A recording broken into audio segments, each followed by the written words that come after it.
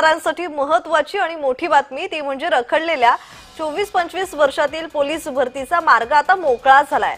उद्या मुंबईत पोलीस भरतीच्या पूर्वतयारीसाठी बैठक घेण्यात येते। अपर पोलीस महासंचालक प्रशिक्षण आणि खास पथक सकाळी 11 वाजता व्हिडिओ कॉन्फरन्सिंगद्वारे बैठकीला उपस्थित राहणार आहेत। आणि या संदर्भात अधिकची माहिती देत आहेत आमचे प्रतिनिधी चेतन किर्दत। चेतन, पोलीस भरतीची तयारी करण्यासाठी ही महत्त्वाची बातमी ती म्हणजे ज्या रखडलेल्या 24 ते 25 वर्षातील पोलीस भरतीचा आता मार्ग मोकळा होतोय, या संदर्भातला अधिकचा तपशील। नक्कीच पाहायचं झालं तर कोरोनाच्या नंतर खरं तर पोलीस भरतीची जी प्रक्रिया आहे ती रखडल्याचं आपल्याला पाहायला मिळालं। 2022-23 त्यानंतर 23-24 आणि आता 24-25 अशी ही जी पोलीस भरतीची प्रक्रिया आहे ही याला वेळ लागत असल्याने पोलीस भरती देणाऱ्या विद्यार्थ्यांमध्ये उमेदवारांमध्ये टेन्शनचं वातावरण होतं, कारण वय निघून गेल्यानंतर पोलीस भरतीची प्रक्रिया जी आहे ती देता येत नाही।